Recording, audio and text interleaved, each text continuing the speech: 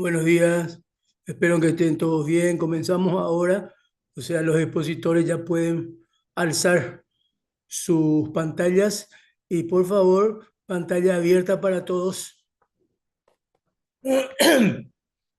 Ya podemos comenzar. Buenos días, doctor. Buen día. ¿De cuál grupo va a empezar? O sea, ¿cuál ¿Cómo? grupo va a exponer? ¿Cuál grupo es el que va a exponer? A ver, un poquitito. Uno, dos, la otra vez elegí uno, ahora dos. Que el 2 es del mismo grupo que el uno. Ahora tiene que ser 3 o 4. Ah, hicieron un número corrido, pensé que era para todos los grupos uno y Sí, 2. Bueno, no, no, no, listo, el corrido. 4. Ok.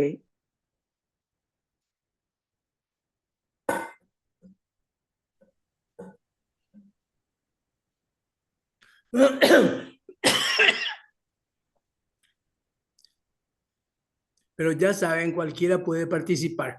Los del otro grupo también pueden entrar y complementar, discutir, pelearse, no hay problema. Disculpa, doctor. 5 y 6 es ahora. El 3 y el 4 ya se pusieron con la doctora. Pamela, ¿qué te pasa?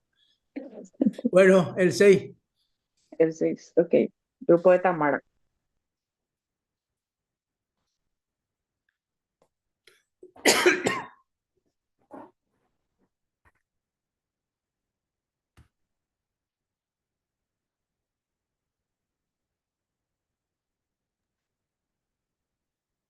Buenos días, doctor. ¿Qué tal? Buenos días. Buenos días, compañeros. El día de hoy vamos a adentrarnos en el mundo de las bacterias gram positivas, gram negativas, también los tipos de tinción gram y Gienza y cultivos. Muy bien. En cuanto a las presentadoras, somos Jazmín Cardoso. Noelia Martínez, Y Jen. Camila Rodas, Tamara Benítez. Bueno, muy bien. Son 5. A modo de repaso, vamos a hablar de un poquito de las generalidades de las bacterias. ¿Qué son las bacterias? Las bacterias son microorganismos procariotas unicelulares sencillos. Y recordando un poco su estructura, encontramos que presentan su material genético disperso en una zona que se conoce como nucleoide. También en el caso de algunas bacterias, una molécula de ADN extracromosomal que se conoce como plásmido. Este plásmido, si bien no está presente en todas las bacterias, proporciona ventajas selectivas ya que puede brindar información de adaptabilidad y resistencia a uno o más antibióticos. Este Sí. plásmido puede transmitirse de una bacteria a otra. También en cuanto a su estructura, encontramos que presentan ribosomas, en este caso ribosoma 70S, que presentan dos subunidades, una mayor y otra menor. La mayor de 50S y la menor de 30S.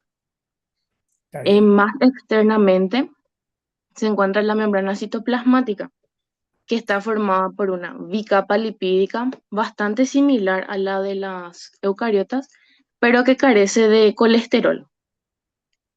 En la cara interna de esta membrana plasmática se encuentran filamentos proteicos tipo actina que sirven también para determinar la forma de las bacterias. Recubriendo a la membrana plasmática se encuentra la pared celular de las bacterias. Y en este caso, si estamos hablando de una bacteria gram positiva o una gram negativa, la pared celular es un poco diferente. El siguiente, por favor. En las bacterias gram positiva, presenta una gruesa capa de péptido glucano. Y en las gram negativas, la capa es más fina. Y también en cuanto a la estructura de las gram negativas, también presenta un espacio, que es el espacio periplasmático, y una membrana externa. El siguiente. En cuanto a las estructuras externas también que presenta una bacteria, si bien no todas las bacterias tienen todas estas estructuras, sería como la más completa, por así decirlo, también podemos encontrar el flagelo, que es un medio de motilidad y también de adhesión. Y en algunas bacterias también una cápsula que le recubre completamente. Algo muy interesante es que cualquiera de estas estructuras externas puede funcionar como determinante antigénico, o sea que son las que se unen a los receptores de las células inmunitarias, de membrana de las células inmunitarias y pueden desencadenar reacciones inmunitarias. Siguiente. En cuanto, una de las maneras de clasificarle Repetí a un las poquito, bacterias, Jazmín, otra vez eso último que ¿sí? dijiste, que es muy importante y hay un grupo que va a hablar muy bien de eso, los de antígeno anticuerpo, pero más o menos para abrirle la brecha. Sí. En estas estructuras externas, por ejemplo, el flagelo o la cápsula, si bien sabemos que es un medio de motilidad o de adhesión, también sirven como determinantes antigénicos. O sea que estas estructuras pueden unirse a receptores de membrana de las células inmunitarias específicas, porque no todas las bacterias pueden infectar a todas las células o todos los tipos de células, sino que también tienen una cierta especificidad. Vos Y dijiste estas, determinante antigénico, ¿verdad? sí, sí, Antigénico viene de la palabra antígeno. sí. ¿Qué idea tenés de lo que es un antígeno? Un antígeno sería el que es capaz de reconocer a una molécula, vamos a decirle, extraña o que puede infectar a la célula. Este antígeno Espera que un ratito porque dijiste exactamente al revés. ¿Qué te parece que es el antígeno? son estructuras que se encuentran en la superficie de las membranas de las células inmunitarias. Estas son Estos capaces son, de, esos son los receptores antigénicos. Pero el antígeno, a ver quién de los cuatro me puede ayudar más con lo que es un antígeno. ¿No O los sería del grupo de la, antígenos antigénicos. no sería una sustancia que provoca una respuesta ante una respuesta inmunitaria en este caso? ¿Qué característica tendría que tener para que sea un antígeno? A ver, lo del grupo de antígeno anticuerpo, si colaboran. Em, Tiene que estar sobre, en, ¿cómo se dice? La superficie de las células, virus o bacterias que van a infectar a la persona. Si van a infectar a la persona, ¿cómo va a estar en la superficie de nuestras células? Si va a infectar. Tiene que estar en las estructuras externas de la bacteria. Un poquito más de precisión. Parece que están mudos, sordos los del grupo de antígeno anticuerpo. ¿Quién ayuda a la chica ahí?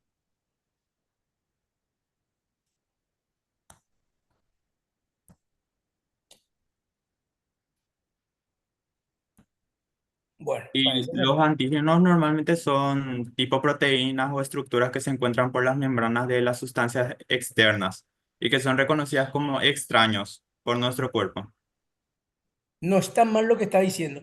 Necesito un poquitito más de precisión para que se quede bien fundado este argumento. A ver, repetí un poquito otra vez, Horacio.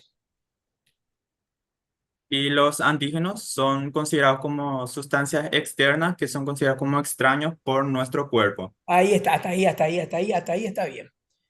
Los antígenos, entonces, Camila y Tamara, son las sustancias extrañas que van a entrar en nuestro cuerpo. Esos son los antígenos. No que estén pegados necesariamente. Los receptores sí pueden estar pegados a la parte externa de una célula, pero los antígenos son sustancias extrañas al organismo. Bacteria, virus, protozoario, esos son antígenos, son los que entran de afuera hacia adentro. ¿Está bien? ¿Se entendió? Sí, Pueden doctor. ser extrañas al organismo o no, solamente que el organismo no lo reconoce como propio. Entonces, automáticamente genera una reacción, que es la formación de anticuerpos. Entonces, ¿qué son los antígenos? Sustancia extraña o no al organismo, solamente que el organismo no lo reconoce como propio. Entonces, automáticamente hace anticuerpos. ¿Está bien, Horacio, eso?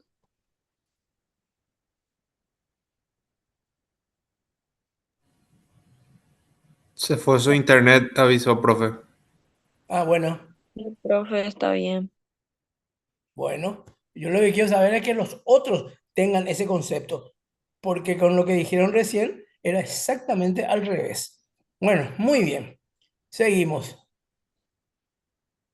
Bueno, en cuanto a la forma de las bacterias, estas bacterias pueden tener forma de cocos, que son los que presentan forma esférica. También se pueden encontrar en forma de bacilos, que son las estructuras cilíndricas un poco más alargadas, en forma de bastones. También espirilos, que son los que presentan curvaturas y que pueden ser más cerradas o un poquito más estiradas. Pueden tener forma de tirabuzón o de rulito, por así Sí. decirlo. También los vibriones, que son aquellas bacterias que presentan en forma de coma. Otra manera de clasificarle, ¿verdad?, las bacterias son según su tipo de tinción. Primeramente vamos a hablar de las bacterias gram positivas. En cuanto a su estructura, una de las cosas más resaltantes es que su pared celular consta de una gruesa capa de peptidoglucano, de 10 a 20 nanómetros aproximadamente, es bastante gruesa. Sí.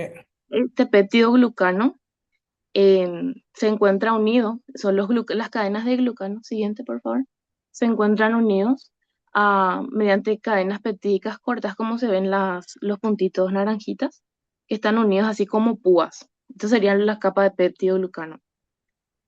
También este peptidoglucano forma como un exoesqueleto o como una malla, pero se encuentra, o sea, presenta porosidades, no está totalmente cerrado. Y a través de estas porosidades pueden pasar metabolitos que pueden llegar a la membrana citoplasmática.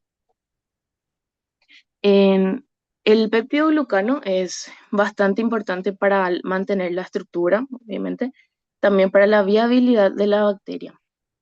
Si estamos hablando de una bacteria gram positiva, también existen otros componentes en su pared celular, como por ejemplo el ácido teicoico. El ácido teicoico se encuentra unido mediante enlaces al peptidoglucano.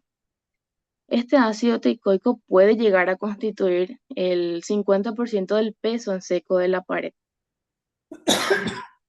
En la importancia del ácido teicoico es que puede servir como receptor de FAO. O sea que a él se pueden unir en ciertos virus o que fagocitan a las bacterias, por ejemplo, los bacteriófagos como uno. Sí, está bien. El otro componente de la pared celular es el ácido lipoteicoico. Este ácido, que también consta de una molécula de ácido graso, atraviesa totalmente la pared celular y se ancla a la membrana plasmática. Esta es una diferencia con el ácido teicoico porque él no se anclaba a la membrana plasmática. Exacto. El ácido lipoteicoico puede servir para facilitar la adherencia a superficies o a otras células. Un ejemplo es en caso del estreptococo del grupo A, que en donde el ácido lipoteicoico facilita la adhesión al epitelio de la orofaringe. Sí. Siguiente, por favor. En algunas bacterias de este grupo de las gram positivas también se encuentran polisacáridos específicos y proteínas. También volviendo al ejemplo del estreptococo en Piógenes, se encuentra en su pared celular, en rojito se observa el carbohidrato C o polisacárido C específico. Este polisacárido se encuentra recubierto por una proteína que se llama proteína M, que son proteínas de virulencia. Alejandro Ailén no tiene prendido su cámara. Seguimos. Algunos ejemplos de bacterias gram positivas son, por ejemplo, el Staphylococcus aureus, el Sí. Streptococcus pneumoniae y el Bacillus anthracis. Muy bien. Buenos días, doctor. Buenos días, compañeros. A Hola. continuación voy a estar hablando de las de las gran negativas. Siguiente. Las bacterias gram negativas tienen una pared celular mucho más compleja que las gram positivas, tanto desde el punto de vista estructural como desde el punto de vista químico. Su estructura es lo que le va a otorgar esa característica específica como resistencia a ciertos antibióticos y su capacidad de virulencia. Siguiente. En las bacterias gram negativas vamos a encontrar señalados con el número 1 lo que sería primeramente el interior de la célula. Con el número 2 se encuentra señalado la membrana plasmática que se encuentra ubicada en el interior. Con el número 3 se encuentra señalado el periplasma o espacio periplasmático, que es una zona comprendida entre la superficie externa de la membrana citoplasmática y la superficie interna de la membrana externa. Este espacio es un compartimiento que va a contener componentes de los sistemas de transporte, como por ejemplo para el hierro, azúcares y otros metabolitos. También va a contener diversas enzimas hidrolíticas importantes para la degradación y metabolización de macromoléculas de mayor tamaño. Con el número 4 se encuentra, con el número 5 se encuentra señalado lo que sería la capa de peptidoglicanos, que en comparación a las gram positivas es mucho más delgada. Tenemos también a la membrana externa, que es algo característico de las gram negativas, que es una bicapa lipídica exclusiva de ellas. Con el número 6 se señala una capa delgada de fosfolípidos, en el número 7 una capa de glicolípidos, y también algo característico de las gram negativas, que se encuentra señalado con el número 8, serían los polisacáridos, que en este caso van a tener un nombre específico, que son los lipopolisacáridos. Siguiente. Para los histólogos, esta membrana es muy parecido, no tan igual, pero es parecido a la membrana plasmática de nuestras células. Bueno, acá tenemos otra imagen en donde podemos observar mejor la membrana externa, en donde vemos la estructura que se llaman los lipopolisacáridos. Esta membrana externa va a actuar como una barrera protectora que va a mantener la estructura bacteriana, va a ser impermeable a moléculas de mayor tamaño y también va a ofrecer protección frente a condiciones ambientales adversas a las bacterias gram negativas. Su capa externa va a estar compuesta entonces por lipopolisacáridos, que también se representan con las siglas LPS, también llamados endotoxinas, que van a activar la respuesta inmune del huésped. Y la hoja interna de esta membrana externa va a contener fosfolípidos, que normalmente aparecen en las membranas bacterianas, es más común.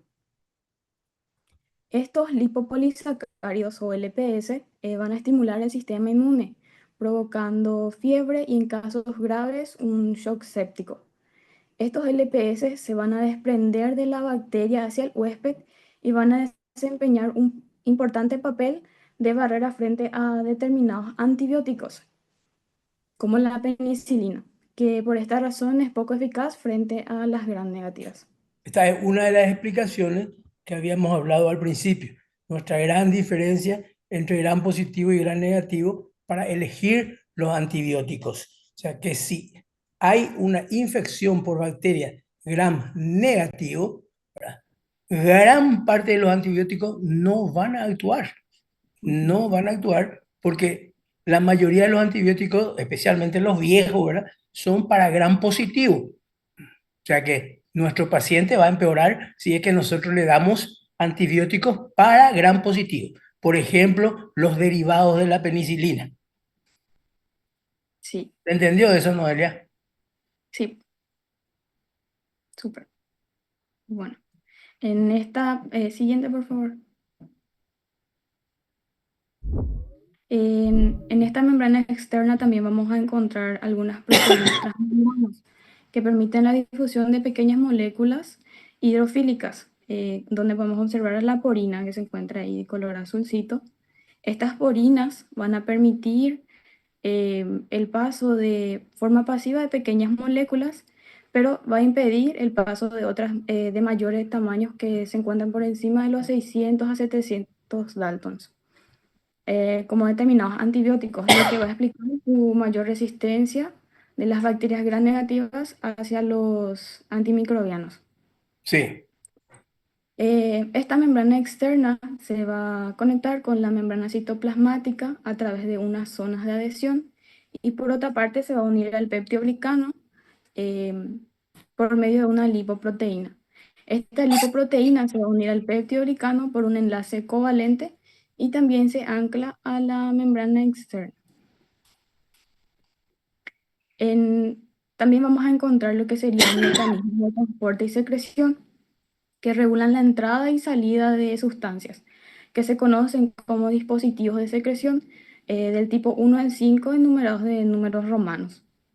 Estos dispositivos de secreción puede ser inducido durante la infección y contribuir a la virulencia del microorganismo al transportar moléculas que van a facilitar la adherencia bacteriana o la proliferación intracelular. Entonces vamos a tener dispositivos de secreción del tipo 1 al 5 que van a ayudar a la adhesión y a la proliferación bacteriana. Y el más importante, por así decir, entre estos dispositivos de secreción sería el de tipo 3, que va a funcionar como una jeringa molecular que va a inyectar proteínas en otras células para favorecer la infección. exactamente. Fíjense todas las armas que tienen las bacterias para eludir nuestro sistema inmune y para atacarnos. Fíjense todas las armas que tienen.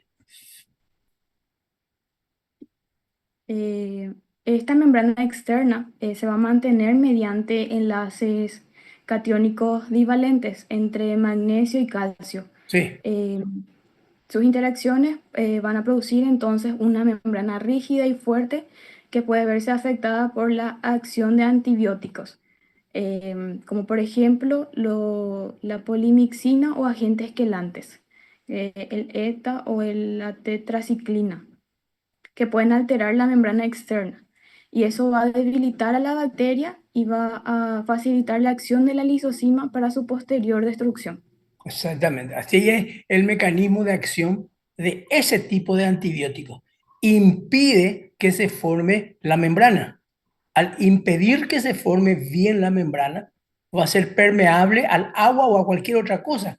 Entonces va a juntar agua adentro y después va a reventar la bacteria por presión osmótica, oncótica, etcétera. Pero lo que tenemos que saber entonces es que esos antibióticos que vos dijiste, la polimixina, ¿qué otro dijiste? Agentes quelantes como el Los ETA y agentes la quelantes, ¿qué más?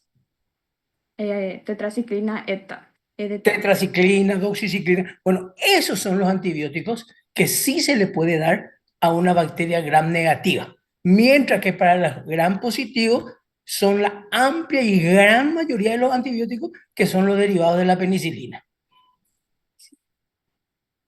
Siguiente. Algunos ejemplos de las bacterias gram negativas más comunes tenemos a la Salmonella entérica, a la Escherichia coli y a la Pseudomonas aeruginosa. Pseudomonas. Pseudomonas. Pseudomonas. Retrocede un poco. ¿Alguien escuchó hablar de alguna de esas bacterias? ¿Alguien escuchó hablar de alguna de esas bacterias? Salmonella, sí. Sí, Salmonella, sí, por infecciones que causa diarrea. sí, señor. Y el de al lado, ni qué decir. Sí.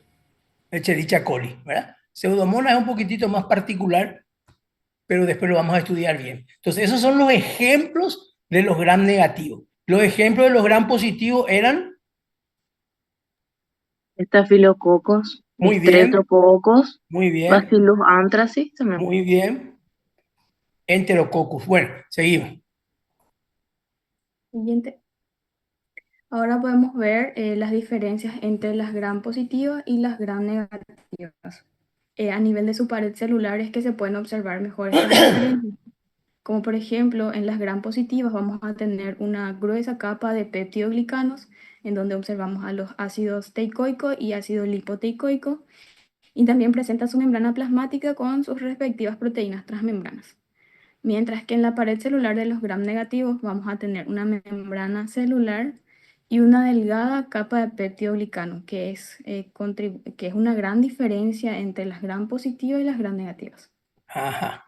Y lo característico en las gram negativas, como ya mencioné, sería esa membrana externa que le hace más resistente a los antibióticos. Vamos a encontrar a los lipopolisacáridos y a las proteínas porinas. Sí. Siguiente. Si alguien tiene Tenemos alguna duda, si alguien no Profe, entiende bien, puede preguntar. profe, yo tengo una duda. Bueno, O sea, sobre algo que ya pasó, ¿verdad? Se mencionó agentes quelantes, ¿verdad? Yo ya escuché ya eso, pero no sé qué es. Quería son, preguntar nomás qué es. son sustancias químicas que se pueden utilizar para matar bacterias. ¿No? Agentes quelantes. No, no son antibióticos, pero son sustancias químicas que pueden matar antibióticos. En este caso, a los gram negativos. Gracias, profe. Profe, Bueno, una pregunta. sí. ¿Por qué cuando se toma antibióticos se tiene que cumplir, por ejemplo, si es una semana, se tiene que cumplir siempre ese tiempo? Es una buena pregunta. De todas maneras, vamos a tener un capítulo de antibióticos, pero te podemos adelantar algo. Especialmente en los antibióticos, se debe cumplir la dosis y el tiempo. ¿Por qué?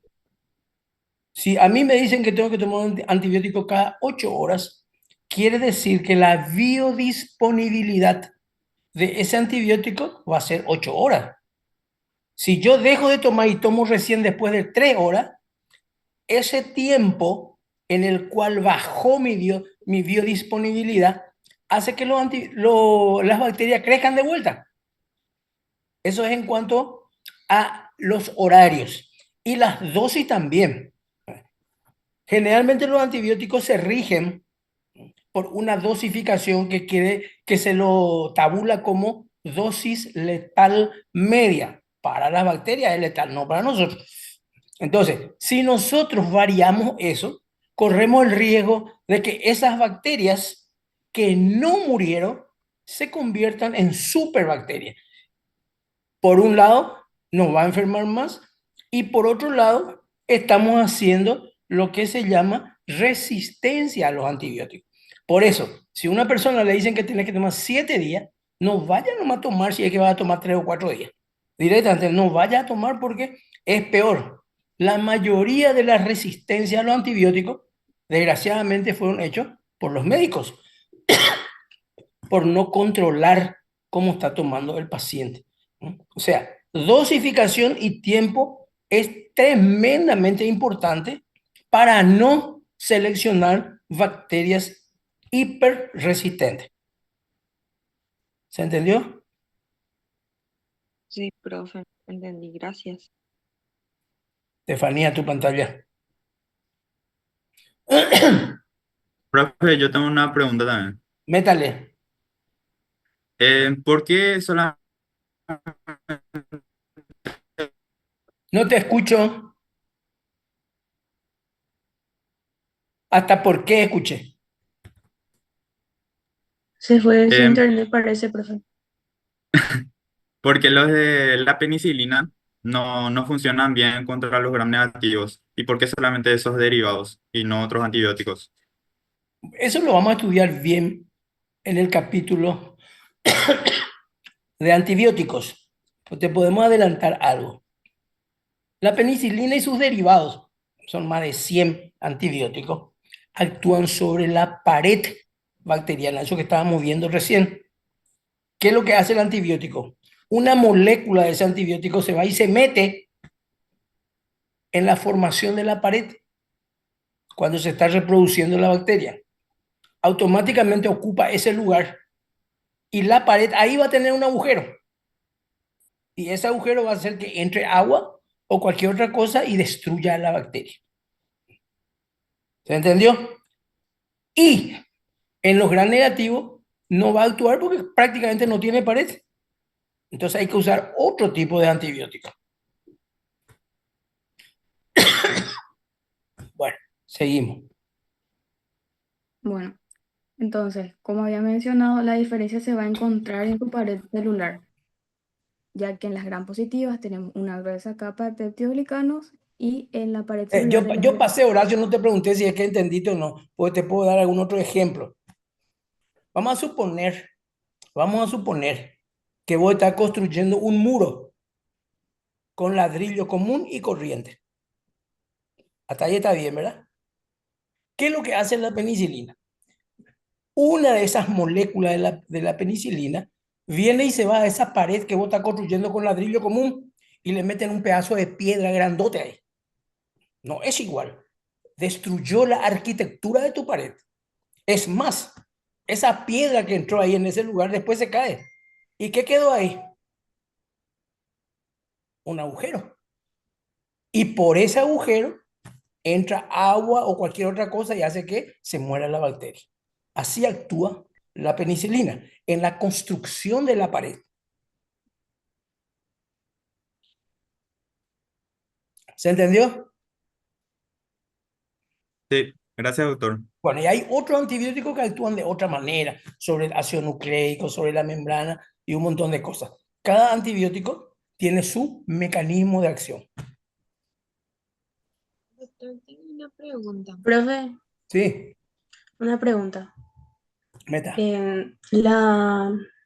La compañera mencionó sobre las bacterias gram negativas. Como ejemplo mencionó la salmonela, ¿verdad? ¿Qué tan probable es contagiarse de salmonela comiendo un alimento crudo? ¿O no? Y depende que esté ahí la salmonela o no. Vos te podés comer cualquier alimento crudo y resulta que no está la salmonela. Entonces no te vas a infectar. Lo importante es la presencia de esa bacteria en el alimento que vos estás consumiendo.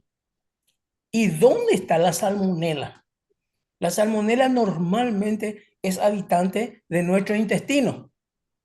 Quiere decir que la persona que te preparó la ensalada se contaminó con su intestino, con su materia fecal, mientras te estaba preparando la ensalada. Sí, ahí hay salmonela y te vas a infectar de salmonela. Y vas a hacer todo el cuadro clínico de la salmonela, que generalmente es relativamente grave.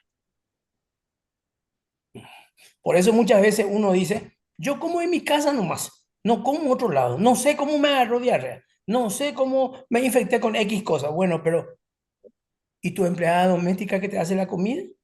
¿Y tu mamá?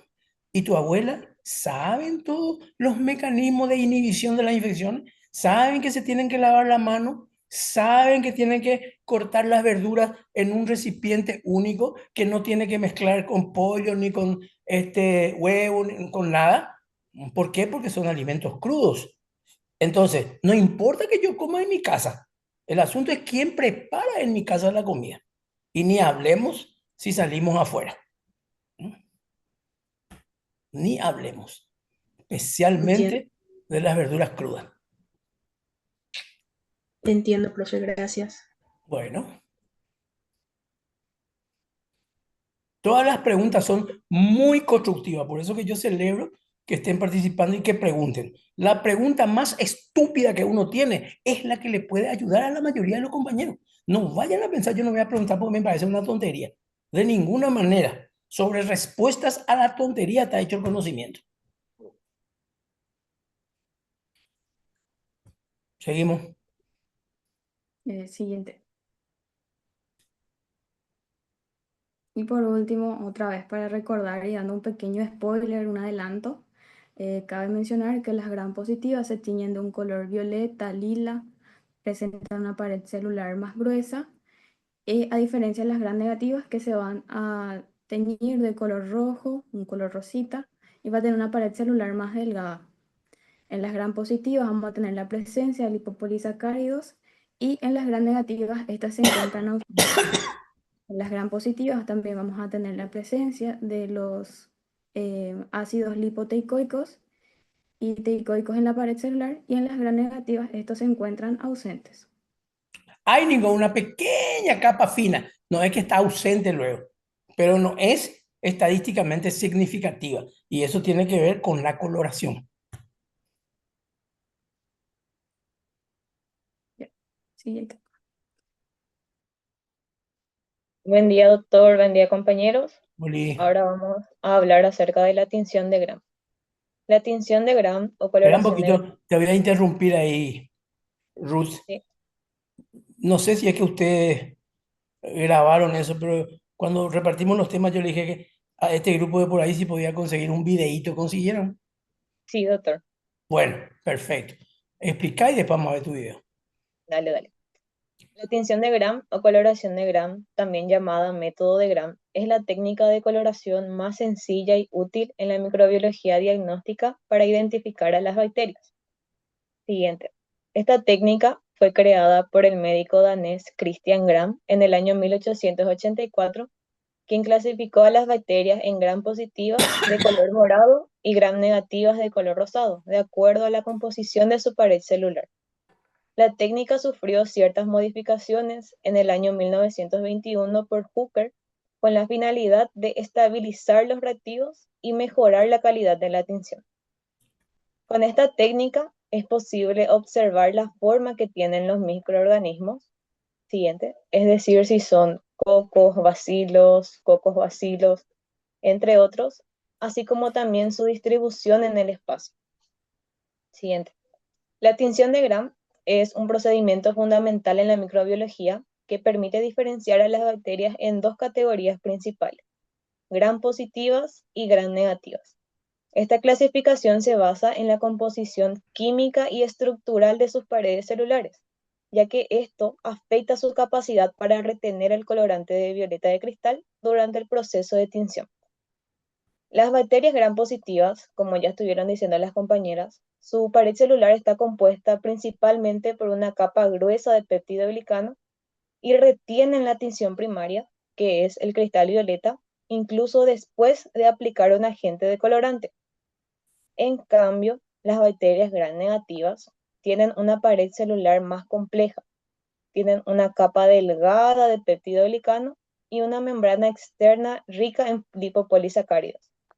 Estos no retienen el colorante tras la decoloración, pero sí se tiñen en rosa o rojo por un método ya llamado contratinción, que se usa generalmente safranina fuchsina. Siguiente. Para realizar esta tinción Espera que un ratito, necesitamos... espera que un ratito. Sí, ¿Por qué será que Hans Christian Gram se le ocurrió colorear a las bacterias? Para todos. ¿Por Para qué será que poder estudiarle, ¿Eh? para poder estudiarle, para poder diferenciarle, para poder observarles. Muy bien. No está excelente, pero está muy bien. Lo que pasa es que miraban al microscopio y la estructura era tan débil que los rayos de luz pasaban a través de la bacteria. Entonces uno en el ocular del microscopio miraba y veía todo, cualquier cosita blanquito y negrito. Y no entendía mucho. Entonces este señor Graham dijo, no, acá hay cosas que nosotros tenemos que ver. Por lo menos para diferenciarlo, porque no pueden ser todos iguales. Entonces, ¿qué hizo? Probó muchos reactivos a ver cuál de esos reactivos daba a conocer lo que ellos estaban mirando. Que alguna de las cosas es la que dijeron ustedes, la forma. Por ejemplo, que en caso de no estar coloreado, los rayos de luz pasaban y no se podía distinguir bien. Por eso que estudió muchísimos colorantes para ver cuál de ellos no destruía a la bacteria y daba algunas posibilidades de observar qué es lo que se observaba. Se observaba primero de todo la forma, si era un coco, si era un bacilo. Segundo, el tamaño, cómo de grande era. Dos cosas ya. Tercero, la disposición espacial, dijiste vos, y yo te voy a hacer un poquito más claro, quiere decir si es que es unitario, coco, si es que son dos cocos, si es que es tetrada, cuatro cocos, si es que es en rosario, estreptococo, o si es que es en racimo de uva, estafilococo. O sea, la disposición, o sea, tenemos ya forma, tamaño, disposición, y también se dieron cuenta que los gram positivos se teñían de lila con esos colorantes y los gram negativos se teñían de rosado o de rojo, como vos dijiste. ¿Por qué? Porque se coloreaban con la coloración de contraste. Contraste es simplemente lo que no se tiñó de lila, a ver si se tiñó o no, con el rosadito. Para eso hicieron, o esa es la función de una coloración, de una tinción, que nos muestre alguna cosa. Entonces, ¿qué es lo que nos mostraba? Sí, 5 cosas, pero era terriblemente importante en esa época. Era tan importante en esa época, 1900, que hasta hoy se usa. Porque es barato, es rápido, en 10 minutos se hace y nos da mucha información. De entrada, luego nos dice, por ejemplo, ¿es un estrepto o un estáfilo? ¿Por qué? Porque tiene forma de collar, de perla, o porque tiene forma de racimo de uva. De entrada podemos decir es un coco. De entrada podemos decir es un bacilo. De entrada podemos decir qué tamaño tiene. Para eso sirve. Y desde aquella época hasta hoy todavía se usa. ¿Está bien, Ruth? Sí, doctor. ¿Entendiste? Sí, Doctor, bueno. una pregunta. Sí. ¿Existen bacterias que podrían no clasificarse en gram positivas o negativas o siempre va a entrar entre la categoría de gram positiva y negativa? Y depende de la bacteria. Si la bacteria tiene pared o no tiene pared. Por ejemplo, en el último capítulo ustedes van a estudiar un grupo de bacterias que se llama micoplasma, clamidias, y ellos carecen de pared. Ni siquiera ese chiquitito, finito como el gran negativo. Entonces ahí no se van a teñir con gram. ¿Por qué? Porque no tiene pared, no tiene una estructura para que retenga el colorante. ¿Ok? Pero el 80-90% de las bacterias sí se tiñen con gram o positivo o negativo. ¿Quiénes van a ser los que no se tiñen? Y las bacterias que no tienen pared. Ni un chiquitito. ¿Hay bacterias que no tienen pared? Sí hay. Acabo de decirle. Por eso el último capítulo de ustedes se llama bacterias de paredes defectuosas. Clamidia, micoplasma y rickettsias. ¿Se entendió? Sí, doctor, gracias. Bueno, Oye, yo tengo que preguntarlo. dale. ¿Estos colorantes se quedan en el petioglucano o dentro de la bacteria? ¿Sabes qué? Enseguidita te van a explicar eso, ya sea en el video o te van a explicar en palabras, pero tiene mucho que ver con eso que vos estás diciendo. ¿No? Y eso ya dijimos hoy. Pero cuanto más grueso es el peptidoglicano, más va a retener el colorante. Pero para eso tenemos que ver un poquitito lo que es la técnica, ¿no? Cómo retiene el colorante, cómo se le saca el colorante, que es la técnica de la tinción de Gram, que tienen que estudiar porque de eso no se van a salvar en el examen. Ni en el primer parcial, ni en el último, ni en el final no se van a salvar. De todo este capítulo que estamos viendo, no se van a salvar. Así que bienaventurados los 8 o 9 estudiantes que estudiaron esto porque les va a ser todo mucho más fácil. No se van a salvar de gran positivo, gran negativo, de técnica, de para qué sirve. Eso que yo les dije, para qué sirve, prácticamente no está en ningún libro. El que era inteligente ya iba a escribir. ¿Qué cosa era que se ve con la coloración de Gram? ¿Qué nos muestra? Pregunta de examen. Forma, tamaño, función. Forma, tamaño, coloración, disposición. Disposición espacial. Exactamente. Muy bien. Parece cuando uno va hablando así que ese fue igualito que todo lo demás. No, eso era fundamental. Menos mal que me hicieron acordar con la pregunta y les repetí para que anoten. Si no, no sabemos para qué sirve la coloración de Gram. Bueno, seguimos. Para realizar esta tinción necesitamos los siguientes reactivos que son el violeta de cristal, solución de yodo, alcohol acetona y se puede usar tanto safranina como fucsina. Siguiente.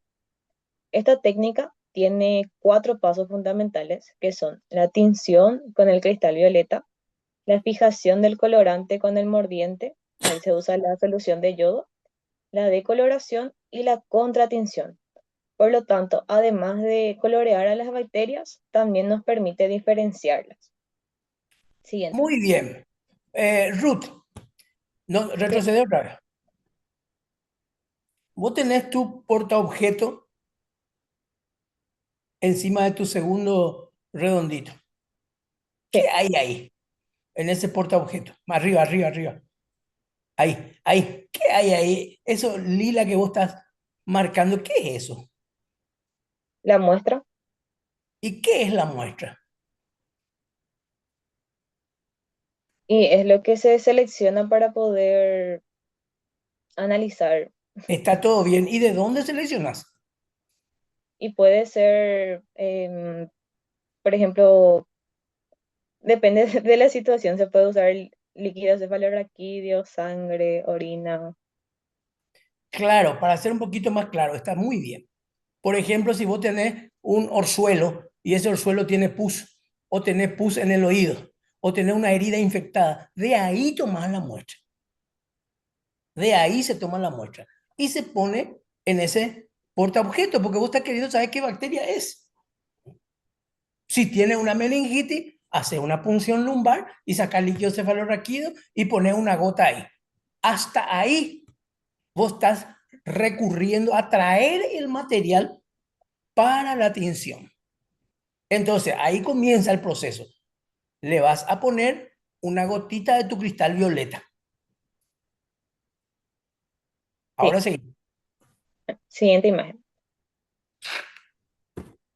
Bueno, primeramente hay que fijar la muestra en un portaobjetos de vidrio, generalmente mediante calentamiento, y esta muestra es lo que se expone a la violeta de cristal, y ahí se añade yodo y se forma un complejo con el colorante principal. Después utilizamos el alcohol acetona. Espera. Hasta ahí, ¿qué es lo que ocurre?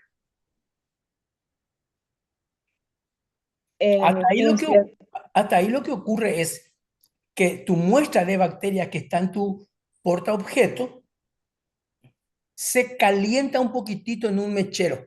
Se calienta un poquitito para fijar. Ahí vos le tirás el colorante.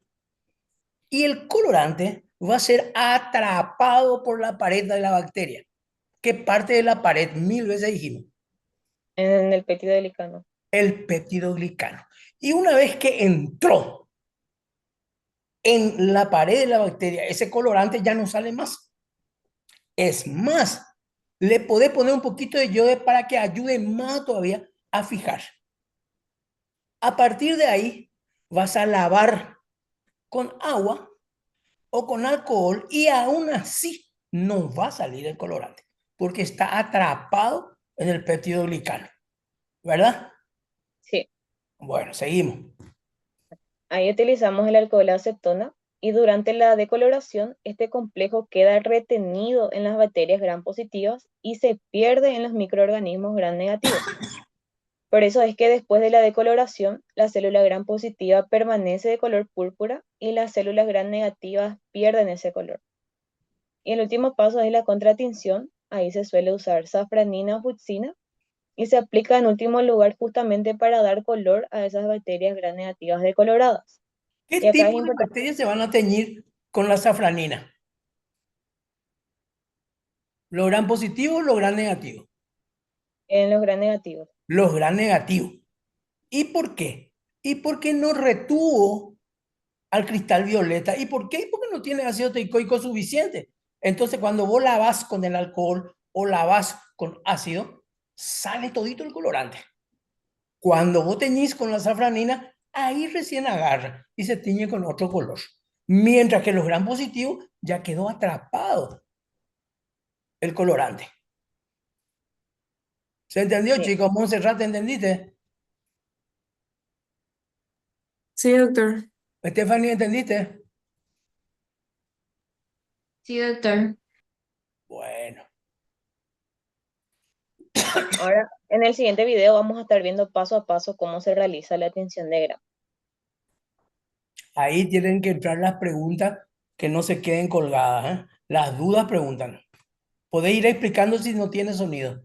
Sí, sí, voy a ir explicando. Bueno, Primeramente, hay que seleccionar una colonia y se toma un poco de muestra. Esta muestra vamos a colocar en el portaobjetos y se mezcla con una solución salina. Hay que dejar secar espontáneamente y se fija suavemente a la llama. El calor debe ser soportable con el dorso de la mano. Después utilizamos la solución cristal violeta, se deja actuar y se enjuaga. Después utilizamos la solución de Lugol, enjuagamos, utilizamos la acetona alcohol y enjuagamos nuevamente. Con esa acetona de alcohol lo que queremos hacer es arrastrar, sacar todo el colorante, menos lo que ya quedó atrapado. Sí. Por último se utiliza la safranina fuchsina, se enjuaga y ahí ya podemos observar en el microscopio. Una vez en el microscopio vemos esta combinación de colores y es importante diferenciar que las bacterias gram negativas son las que se tiñen de rosa y las gram positivas de color violeta. Siguiente. Entonces, como vimos en el video, las bacterias gram positivas son aquellas que se tiñen de color violeta y las gram negativas de color rosa. La tinción de gram es casi siempre el primer paso en la identificación preliminar de un organismo bacteriano. Si bien es una herramienta valiosa para el diagnóstico tanto en entornos clínicos como de investigación, no todas las bacterias pueden clasificarse mediante esta técnica. Y esto es lo que da lugar a los grupos gram variables y gram indeterminados. Cuando nos referimos a organismos gram variables, son aquellos que pueden teñirse de forma negativa o positiva. Incluso algunos no se tiñen con ninguno de los colorantes que se utilizan en la técnica de gram y no se ven. Y cuando hablamos de bacterias gram indeterminadas, son las que no responden de manera predecible a la tinción de gram y por lo tanto no se puede determinar como gram positiva ni como gram negativa. Las tinciones de gram se realizan en fluidos corporales o en una biopsia cuando se sospecha de una infección. Y estas tinciones, o sea, la tinción de gram produce un resultado mucho más rápido que los cultivos y son muy importantes cuando la infección marcaría una diferencia en el Ya un poquito tratamiento ahí. Para las diagnóstico del 4. paciente. Para las 4, ayúdenme un poquito a pensar. Vamos a suponer que viene alguno de ustedes con tos, más de 20 días, disminución de peso, caquexia, no quieren comer, mareos y escupen el catarro con un poquitito de sangre. Yo tengo la libertad de sospechar que es una tuberculosis. ¿De dónde yo voy a tomar el material para ver las bacterias?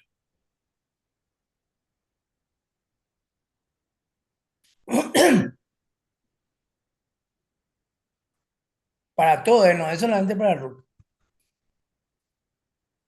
De la De la secreción que tose. Perfecto, se catarro. llama esputo, ¿verdad? Ahora voy a tener un problema. ¿Por qué voy a tener un problema? Es simplemente para unir con lo que estaba explicando tú. ¿Por qué voy a tener un problema? Porque esa bacteria, la bacteria de la tuberculosis, por la estructura de su pared, no se tiñe con gram. No se tiñe con gram.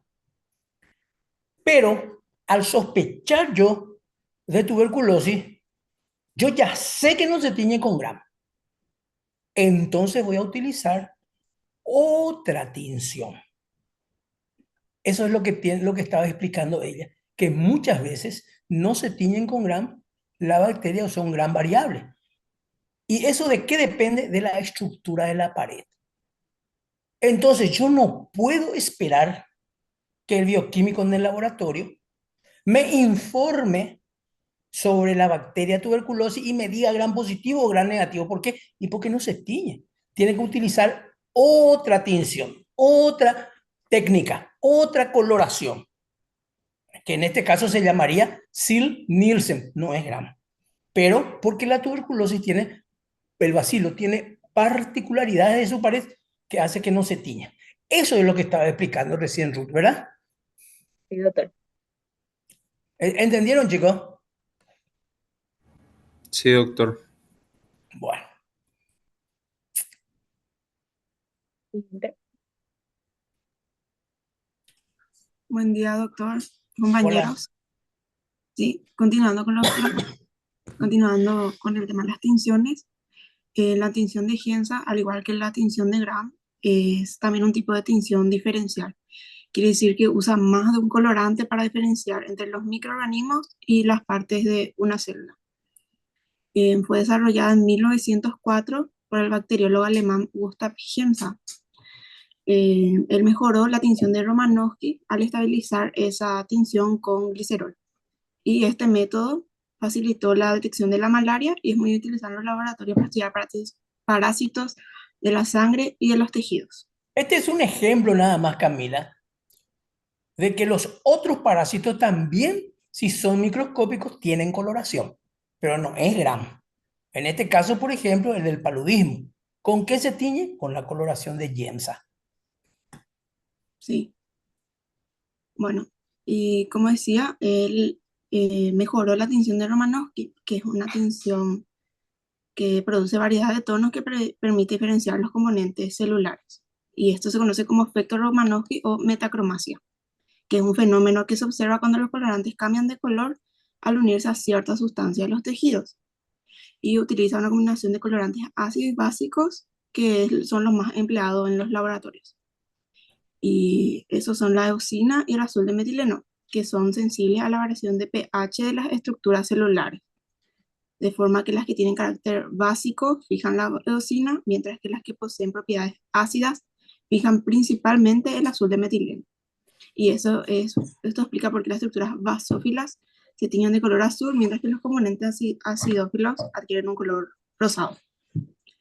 Y la tinción de Giemsa es quizás la mejor modificación de este tipo de tinción, que sería la Romanowsky, para descubrir parásitos en la sangre, como es el caso de la malaria, el plasmodium y el mal de Chagas con el Trypanosoma cruzi. No se dice más mal por las enfermedades. Enfermedad de Chagas.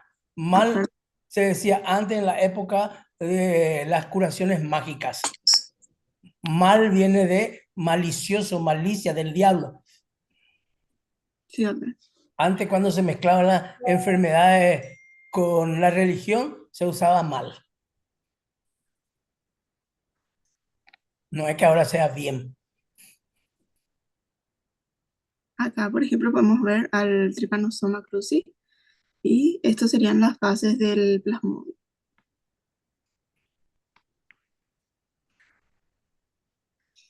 Siguiente. En el colorante de Giemsa tenemos excelentes resultados para la tinción rutinaria de frotis sanguíneos y se utilizan para diferenciar diferentes células sanguíneas, serían los eritrocitos, plaquetas, leucocitos y los componentes celulares. Sí. Siguiente. Los reactivos. Tenemos la solución madre de Giemsa. Ahí veo.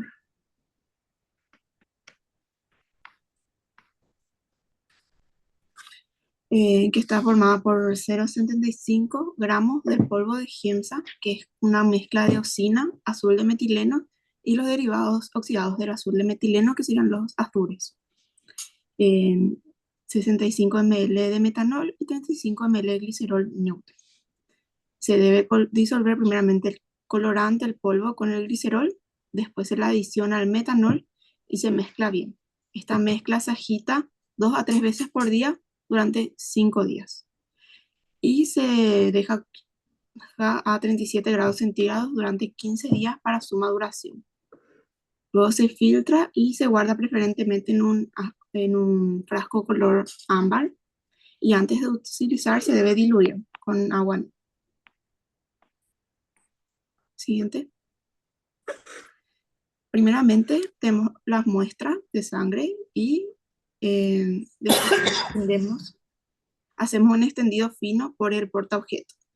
Fijamos con metanol durante 3 a 5 minutos y después le colocamos el colorante ya diluido y dejamos actuar y le podemos añadir el buffer de fosfato, que es el que está ahí al lado, que para conseguir coloraciones más adecuadas se Se debe ajustar el pH a un pH 7 o pH neutro y para eso se utiliza el buffer, que mantiene el pH del colorante y favorece la mejor absorción por los diferentes componentes celulares. Luego podemos lavar con agua corriente durante 30 segundos a 1 minuto y se deja secar espontáneamente. Luego le echamos una gota de aceite de inmersión y podemos observar en el microscopio.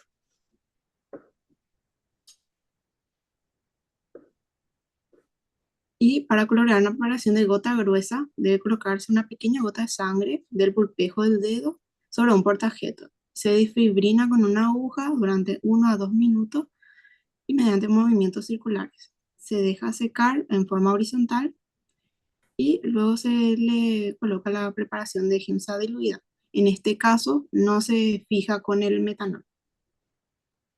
Eso es para hacer un diagnóstico, por ejemplo, de la enfermedad de Chagas.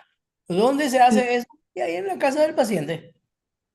Ahí se va y hace eso. No necesita nada más que una agujita para sacar la sangre y el colorante. Y con eso se mira el microscopio y ya se sabe si tiene o no tiene la enfermedad. Sí, eso mismo. Ahí justamente tenemos al Trypanosoma cruzi, que es el del mal de Chagas. Enfermedad de Chagas. Siguiente. Y bueno, acá tenemos dentro del grupo colorantes de los tipos Romanowski, los más utilizados son el de GEMSA, el de Greig y el de Meigrungal GEMSA. En la tinción de Greig se ve ahí que tipo los eritrocitos se tienen un color más roja o naranja brillante. En cambio, los eritrocitos en la tinción de GEMSA se tiñen de un color más pálido, casi gris. Se puede combinar estos dos tipos de colorantes y se forma lo que conoce como coloración de Greig-GEMSA. Y entre la tinción de Greig-GEMSA y la tinción de Meigrungal-GEMSA, lo único que cambia es la intensidad del color siguiente y la duración de la prueba. La tinción de Meigrungal-GEMSA tarda más en actuar y produce un color intenso después de la tinción. Por eso es que preferiblemente se utiliza solamente la tinción de GEMSA para detectar los parásitos en la sangre. Y la combinación es para detectar los otros componentes durante el Exacto.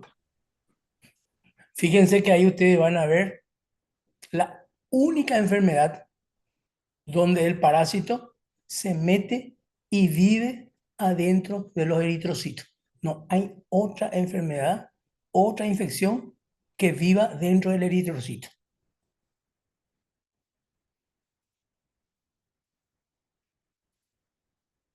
Buenos días, doctor. Buenos días, compañeros. Mi nombre es Tamara y yo voy a hablar sobre los cultivos.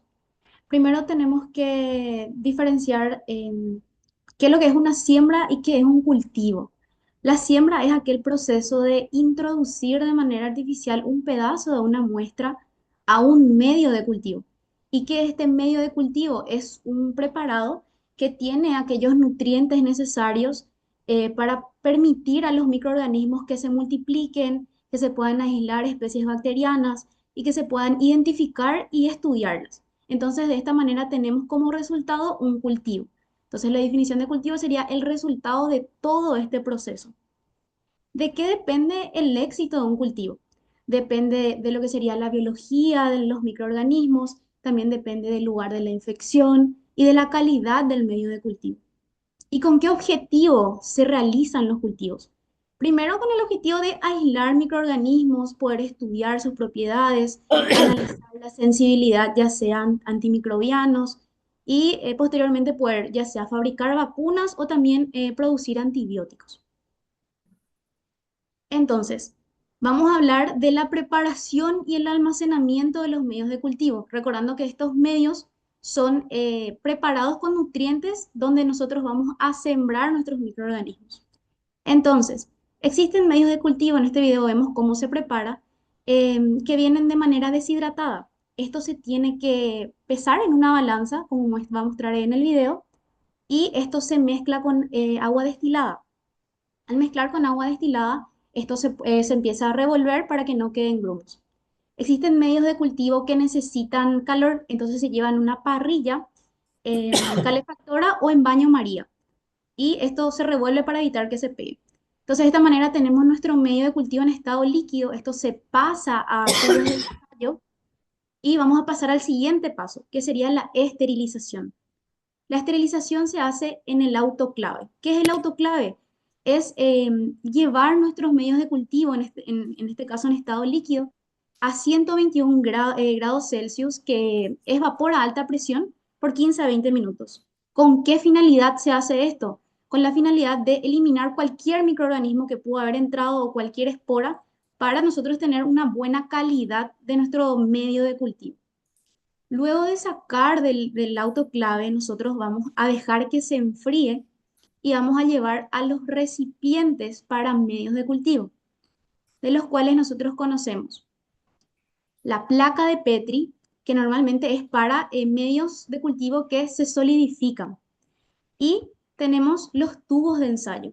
Los tubos de ensayo sirven también para medios de cultivo que queden en estado líquido o aquellos que también puedan solidificarse.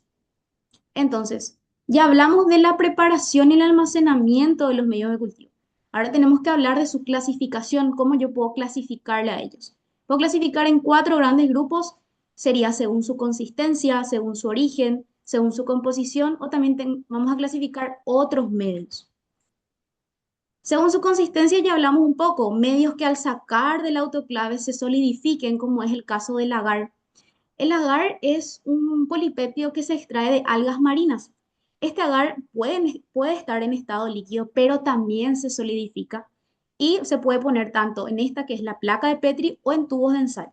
O sea, ¿Cuál? el sustrato, Sí. lo que siempre está, bueno, casi siempre, está en la placa de Petri, es el agar. El agar. El agar es una sustancia que mantiene a la bacteria y tiene algunos alimentos para la bacteria. De tal forma que esa gelatina que se llama agar, si es que está solidificado o en un tubo de ensayo está en líquido, se llama, es el sustrato, es donde se sienta la bacteria. A ese sustrato se le agrega un montón de cosas según la bacteria que nosotros querramos cultivar. No sé si están entendiendo eso. Entonces alguien me va a preguntar, bueno, ¿y qué es lo que es el agar? Y explicó muy bien Tamara. Agar es una sustancia natural. Proteínas, polipéptidos. ¿De dónde sale? De las De algas algas marinas. marinas. ¿Dónde están las algas marinas? Y todos ustedes que se van al Caribe, se levantan temprano a las 7 de la mañana, se van antes de que limpien la playa y ahí está lleno de vegetales. Ese es el agar. O sea que prácticamente es gratis. Bueno, continuando, los ejemplos de medios líquidos vamos a tener el caldo común, también existe el caldo nutritivo y el caldo etioglicolato. Cada uno de ellos tienen unos nutrientes específicos, ¿verdad? Para dependiendo de lo que nosotros queremos observar. ¿Cuál sería la diferencia principal en cultivar en un medio sólido o un medio líquido? Es que el medio sólido, aparte de identificar y poder estudiar a los microorganismos, al igual que el medio líquido, el medio sólido permite que, por ejemplo, las bacterias se multipliquen en colonias aisladas. Esa sería la gran diferencia entre ambos. Y acá hay un ejemplo de lo que acabé de mencionar. En los medios sólidos vamos a ver este resultado de colonias aisladas que permite el agar. La ¿Por qué diferencia de los tienen diferentes colores? depende del microorganismo, porque los microorganismos Espera que van ahí a todavía no está el microorganismo.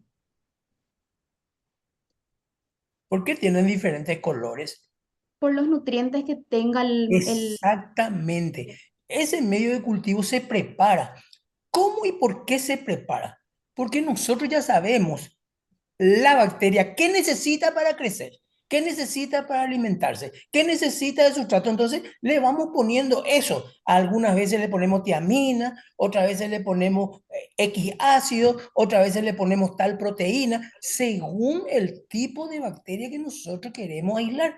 Por eso tiene diferentes colores. Solamente la diferencia es que uno es sólido y el otro es líquido.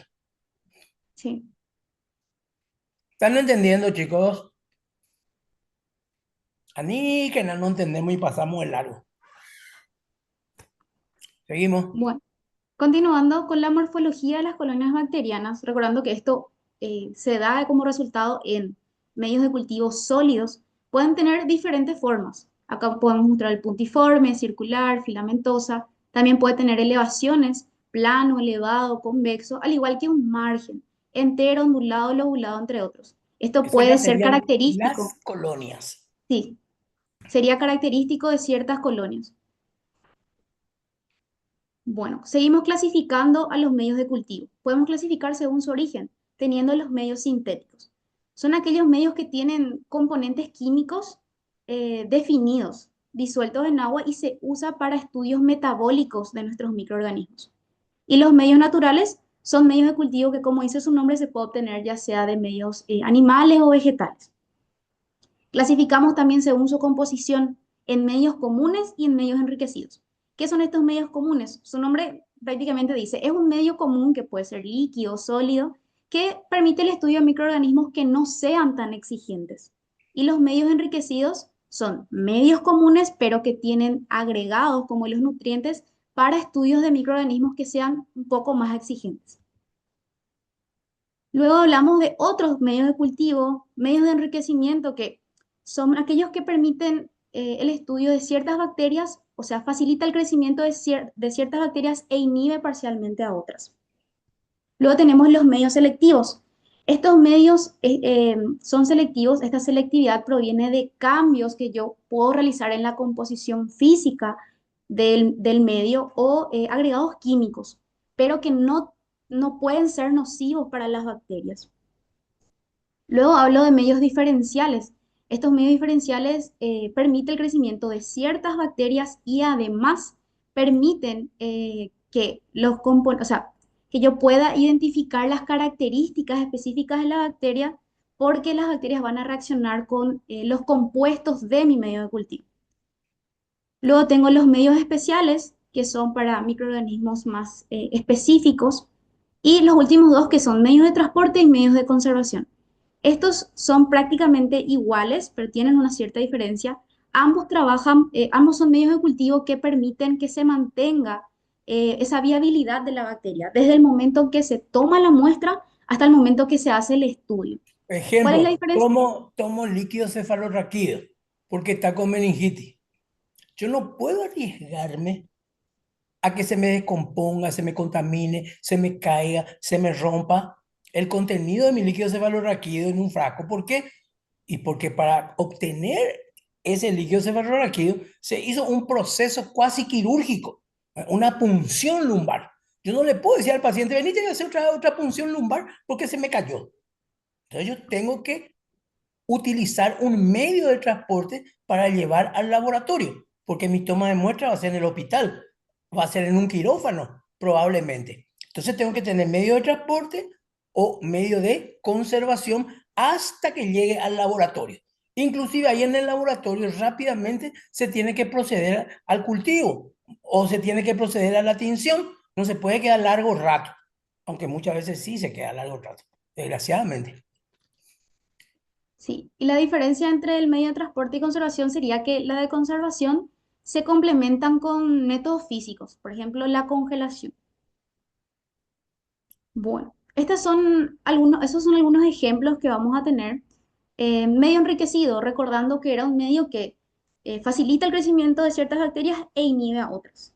Tenemos el ejemplo del agar sangre, el Yo agar les dije chocolate. hoy que el agar es un sustrato. Se pone ahí y después se le va mezclando cosas. Ahí por eso tenemos agar sangre, agar chocolate, agar Müller-Hinton, agar McConkey, agar salmanitol, agar silosa. Casi siempre tiene agar. Seguimos.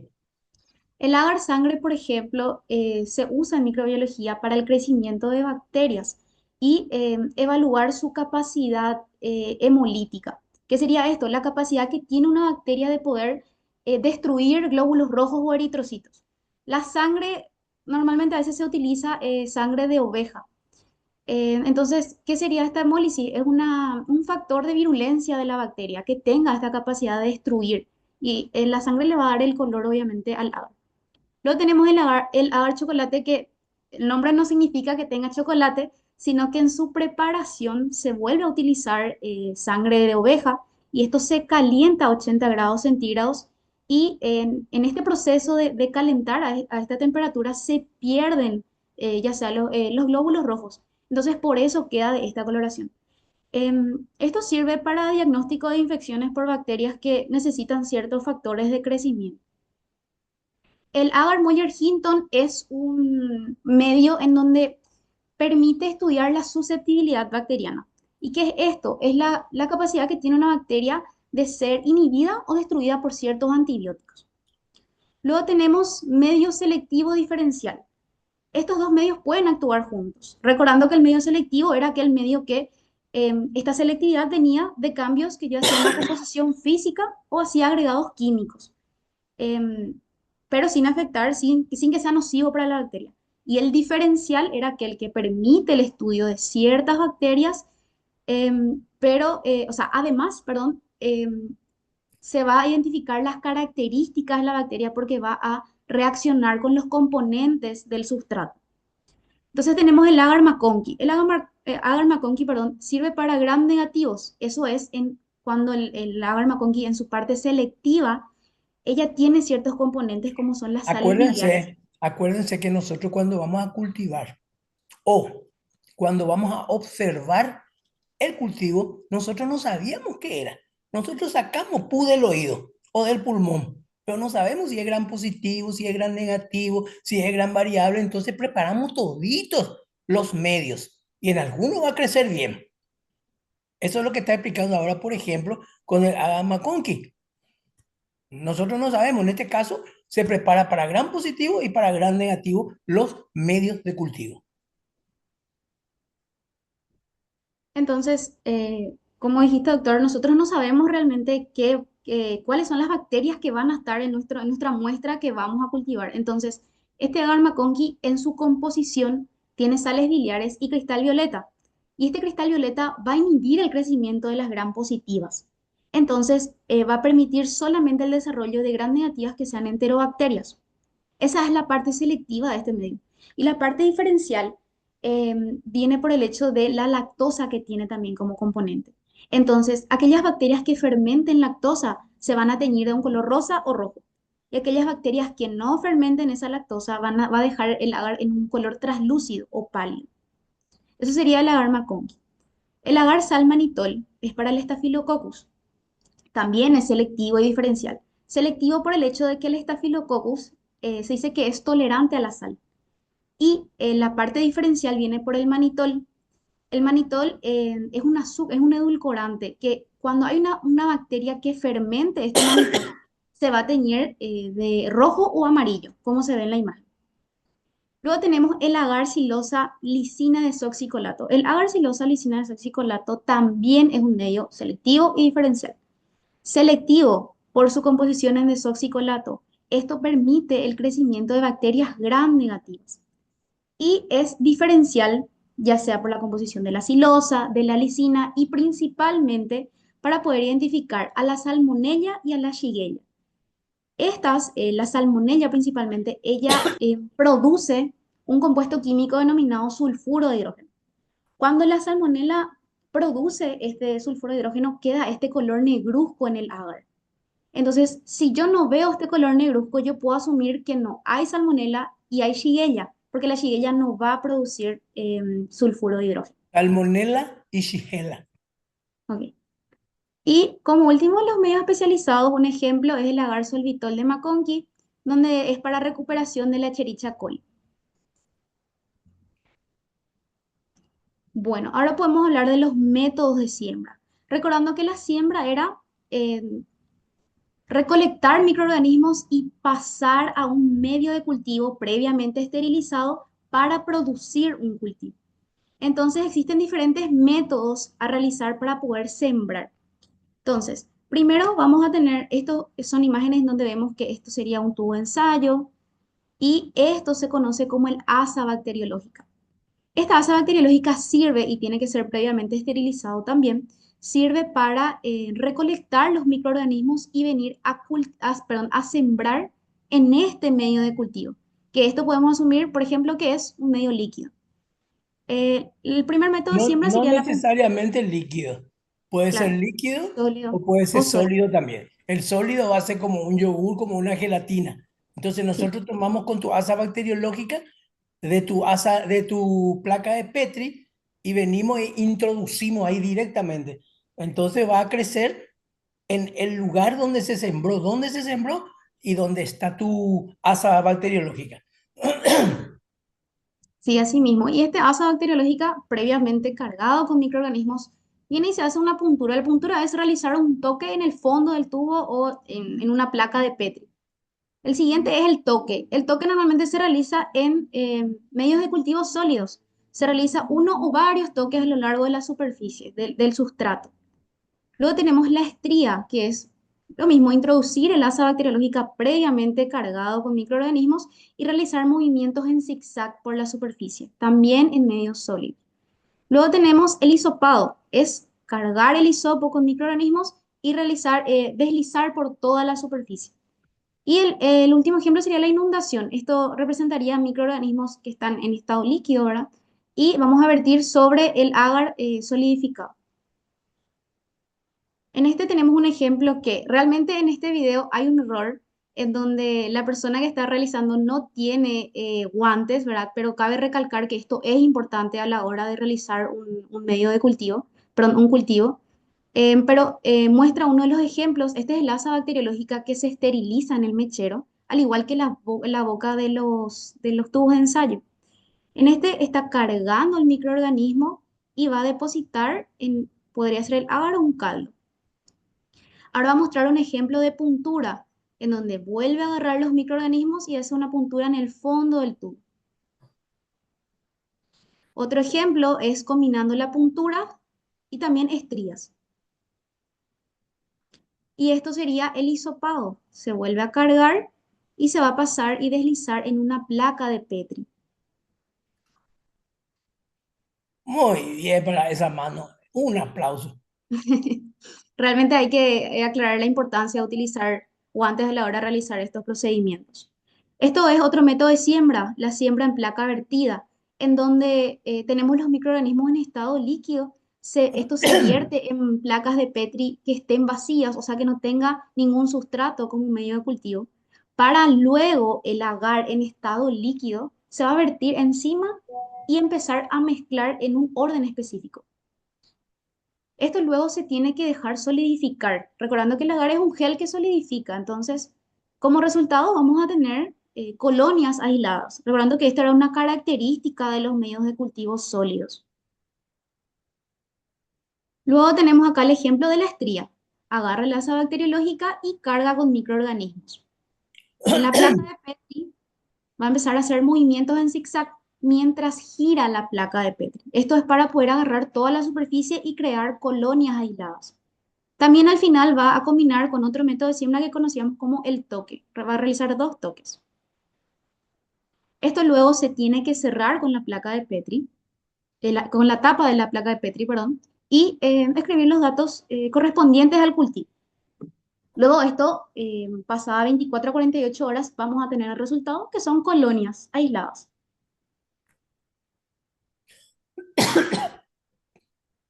Y por último, hablar de los métodos de aislamiento. Bueno, Estos métodos... hasta ahí, Tamara. Hasta ahí. Lo que falta van a complementar leyendo. Los compañeros está bastante bien, pueden levantar su presentación y vamos a hablar un poquitito. Bueno, muy bien.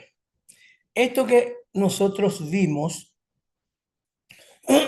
lo vamos a ver mejor en la clase de laboratorio, en el SIM, dentro de 2 o 3 semanas, o un poquito más. La idea es que ustedes ya se vayan sabiendo y no sea que la profesora del laboratorio le digan qué es un cultivo y ustedes no sepan. Que le digan qué es una asa bacteriológica y ustedes no sepan. Que le digan cuáles son los métodos de siembra y ustedes no sepan. O sea, ustedes se tienen que ir sabiendo un montón de cosas para aprovechar lo que le van a explicar allá. Bueno, hasta ahí, pequeña evaluación de nuestra clase. ¿Qué aprendieron? ¿Qué les gustó? ¿Qué no les gustó? Antes que yo le pregunte a cada uno, vayan nomás ya ustedes contestando lo que les pregunto. ¿Qué aprendieron? ¿Qué les gustó? ¿Qué no les gustó? Espectacular. Las, Hola, nomás compañero. Daniel o Benjamín, cualquiera nomás. Estuvo muy buena la presentación de los compañeros, profe. Por Bueno, los métodos, los videos, todo muy didáctico, pues. muy bien. Benjamín, ¿por qué La, no haces? sí, la principal diferencia entre las bacterias gram positivas y negativas. ¿Te gustó? Sí, sí, muy interesante. Y claro, si no entendemos eso, no vamos a entender nada de lo que viene de bacteria después. Bueno, ¿qué más? Profe, tengo una pregunta. Bueno, ¿Nosotros vamos a poder participar de una tinción de Gram en el laboratorio? esa es la idea. Esa es la idea. Que sí, ¿verdad? Está bien, gracias. Bueno, muy bien. Sara, ¿qué te gustó, qué no te gustó, qué aprendiste? ¿Tenías una idea de todo esto o no? Sí, doctor, me gustó mucho la verdad porque se entendió muy bien lo que es la relación de la tinción con la estructura de las paredes, ¿verdad? De cada bacteria, cómo las bacterias pueden reaccionar de acuerdo con la estructura física y química que tienen sus paredes, ¿verdad? De la manera que agarra o no el colorante o se destiñe y todo eso. Está bien. ¿Qué más aprendieron hoy? ¿Qué les gustó, qué no les gustó? Profe, yo tengo una pregunta. Los cultivos también, a mí me gusta mucho, porque eso no Ujú. sabía que se utilizaba el polipéptido de las algas, por ejemplo. Ajá, está bien. Profe, ¿Qué yo te quiero más? preguntar algo. ¿El autoclave es la única manera para hacer la esterilización de los cultivos? ¿Quién le puede contestar a la compañera? ¿Hay alguien que le quiera contestar? No, existen muchos otros métodos, no solamente en vapor, eh, para eliminar justamente esos microorganismos. No es el único, pero es el más importante porque es el más eficaz por el hecho de utilizar alta temperatura y por el hecho de usar vapor también.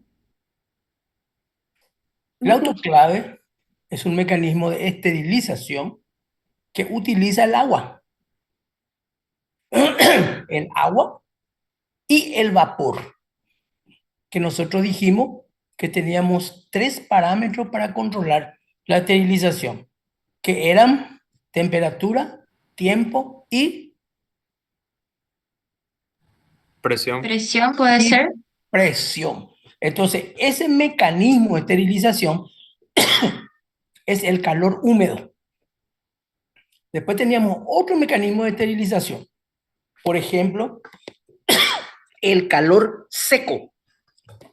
El calor seco ustedes tienen en su casa. ¿Cuál sería el calor seco? Un horno. El Horno. horno. Sí, el horno. Donde se tienen en cuenta solamente 2 parámetros, temperatura y tiempo. Y después hay otros métodos de esterilización, bioquímicos, ionizantes, que ya debieran de haber leído todo, porque ya pasamos ese capítulo, y también sale mucho en el examen cómo se esteriliza, cómo se desinfecta, cómo se hace asepsia, cuáles son los métodos. Pero está muy bien la pregunta porque mediante eso nos recordamos, no nos acordamos, nos recordamos. Muy bien, ¿qué más? Doctor, yo tengo una pregunta. Bueno, Vos hablaste sobre la tinción de C-Nielsen. ¿Esa tinción es específicamente para detectar solamente los microorganismos que son ácido alcohol resistentes? exactamente. O sea, VAR es bacilo ácido alcohol resistente. Y entre ellos hay 2 o 3 nada más que sí o sí se tiñen con Sil-Nielsen, que es tuberculosis, lepra, nocardia, porque tienen estructuras diferentes en la pared de la bacteria. Entonces son coloraciones específicas. Sil-Nielsen. Gracias, doctor. Eso nos van a enseñar lo que van a hablar de tuberculosis y lepra. ¿Qué más? Profe, yo tengo una pregunta. Bueno, Si el azul de metileno se tiene que usar un mordiente como se utiliza en la hematoxilina. sí, dijimos, el mordiente ayuda a que se fije el colorante. En el GRAM también se utiliza mordiente. ¿Cuál era el mordiente del GRAM? Dijimos, La solución de yodo. la solución de yodo o de Lugol sirve para ayudar a que la bacteria, la pared, tome al colorante. Es una ayuda, por eso se llama mordiente. Y el azul de metileno también tiene su mordiente. Muy bien, ¿qué más? ¿Qué más pueden evaluar? ¿Qué más sacaron de esta clase? Mario, ¿te gustó o no te gustó? Sí, me gustó bastante interesante, doctor. Pero tenía una pregunta. Bueno, ¿Por qué los antibióticos solamente van a afectar a los gram positivos y no tanto a los gram negativos? yo no dije eso. Yo lo que dije es que los gram positivos sobre los gram positivos actúan un grupo de antibióticos. Sobre los gram negativos, otro grupo de antibióticos. Y tienen mecanismo de acción diferente. El grupo que actúa sobre los gram positivos es el grupo de las penicilinas y sus derivados.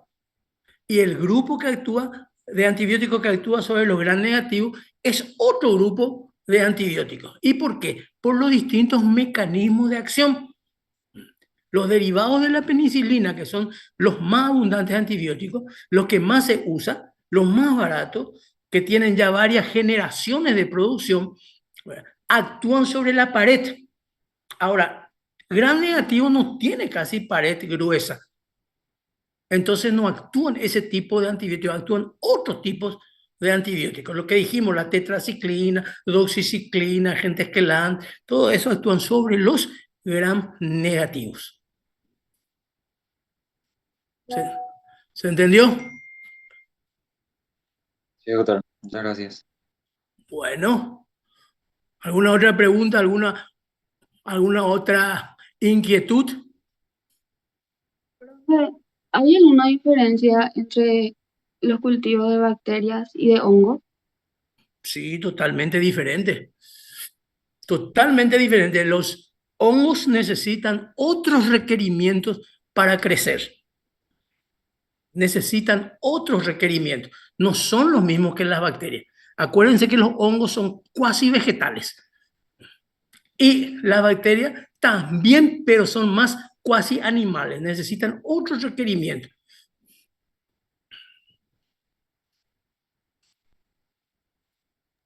Profe, ¿y los virus se tiñen también? Evapora. La tinción es para la observación en microscopio óptico. Los virus no se ven en microscopio óptico. Inclusive hay algunas bacterias que son tan, pero tan pequeñas que tampoco se ven en el microscopio óptico. Se utiliza otro tipo de microscopio electrónico o de barrido. Ahí se necesitan otros requerimientos más que la tinción. El virus es otro mundo, es otra cosa. Pero también se puede cultivar. El medio de cultivo principal de los virus son los fibroblastos. Ezequiel, ¿qué te pareció la clase? ¿Aprendiste algo o nada? Sí, profe, muy interesante. Justamente una pregunta. ¿Ves que se mencionó que el tema de la resistencia de las bacterias a los antibióticos, ¿verdad? Bueno, en el caso de que una bacteria sea muy resistente, tipo a todos los antibióticos, ¿qué se puede hacer? Sí, señor. Sí, señor. Se van cambiando los antibióticos según se prueba la sensibilidad. Y eso lo vamos a ver en una prueba cuando veamos antibióticos que se llama antibiograma. O sea, nosotros tomamos la muestra, hacemos el cultivo y lo hacemos relacionar con distintos tipos de antibióticos para ver a cuál es sensible y a cuál es resistente. Aún así, ¿por qué nos matan las bacterias muchas veces? Porque son multiresistentes, resisten a todos los antibióticos. Y si resisten a todos los antibióticos y no vamos a tener éxito terapéutico, le pongamos el antibiótico que le pongamos. Por ejemplo, hay una bacteria terriblemente asesina que se llama KPC, que prácticamente es resistente a todos los antibióticos. Quiere decir que si nosotros nos vamos y nos infectamos con KPC en una terapia o en un hospital, Manolo. Otra pregunta también, profe. Se mencionó hace rato el tema que se usaba para la tinción sangre de oveja. ¿Por qué eso puede ser? Que se usa la sangre de un animal. Y se probó requerimiento de sangre humana, sangre de mono, algunos crecen en sangre de mono, otros crecen en sangre de oveja, se van probando, o sea, eso tardaron 100, 200, 300 años para pillar cuáles son los medios de cultivo favorables a las bacterias, y fueron probando, se pasaron toda su vida probando. Porque ya sabían que nosotros no íbamos a hacer esos estudios porque tenemos teléfono celular, y ellos no tenían. Entonces se pasaron su vida en el laboratorio probando todo eso. No tenían nada que hacer y vivían adentro del laboratorio. Y se iban probando los distintos métodos, los distintos requerimientos, las distintas vitaminas, etcétera, etcétera, que favorezca el crecimiento de determinadas bacterias. ¿Alguna otra pregunta? ¿Algo que les quedó en el tintero? ¿Qué dudas tienen? Yo tengo una pregunta. Dale. ¿Hay la posibilidad de que en un mismo lugar hayan las bacterias gram positivas y gram negativas? Y en ese caso, ¿qué se hace con los antibióticos? Ahí está. Bueno, vamos a suponer que yo sospecho clínicamente que mi infección es por gram positivo, por las características de la infección. Pero resulta que está contaminado ese gram positivo con gram negativo también que existen en la zona. Por ejemplo, puede ser en orina, por ejemplo, puede ser en intestino, donde hay muchas bacterias. Entonces yo trato de descontaminar. Primero que cultivo en los medios para gram positivo, para gram negativo, cuento las colonias y un montón de cosas. Pero yo también puedo inhibir el crecimiento de determinada bacteria poniendo en mi medio de cultivo antibiótico. Entonces ese antibiótico le va a matar a lo que está contaminando y va a dejar, porque no le va a atacar a la bacteria que yo estoy buscando. Se le pone antibióticos diferentes.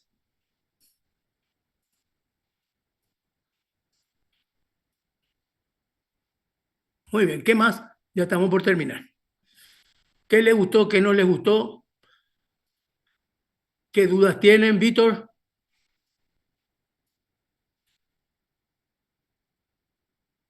No, Profe, no duda. Me gustó muchísimo la clase. ¿Tenía una idea de todo esto o hay cosas nuevas? Sí, tenía una idea porque yo já realizei los agar e esse latinção também. Já hice prática laboratório. E tudo isso me hizo recordar. Perfecto. Pero por lo menos te acordaste. Sí. Samantha, Sí, doctor. ¿qué aprendiste? ¿Qué no aprendiste? ¿Qué te gustó? ¿Qué no te gustó? La verdad, estuvo muy interesante la clase. Aprendí bastante y más ahora con la pregunta que me respondiste, me quedaron más claros algunos aspectos.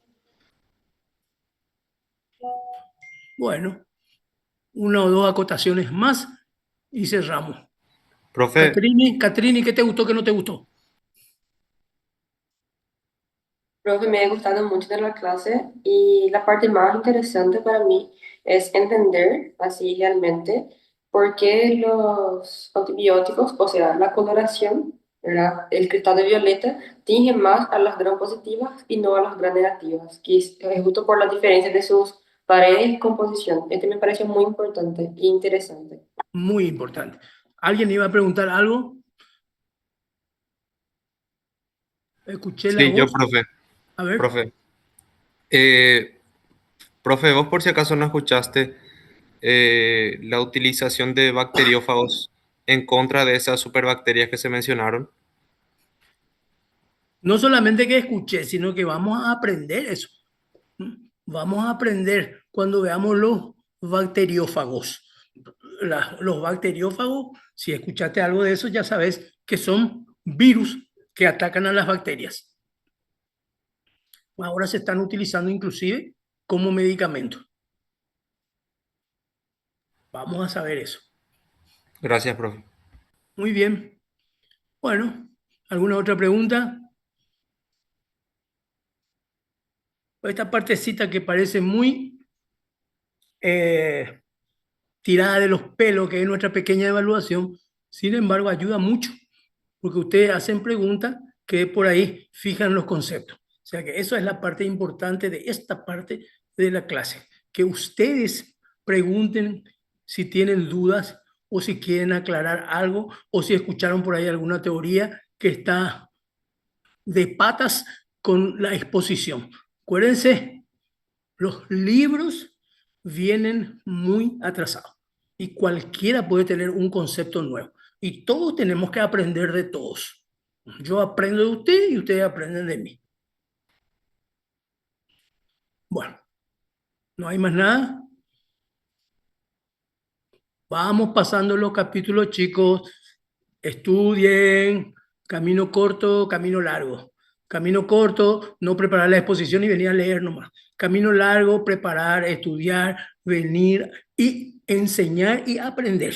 Los que no hagan eso, el parcial ya está a la vuelta de la esquina.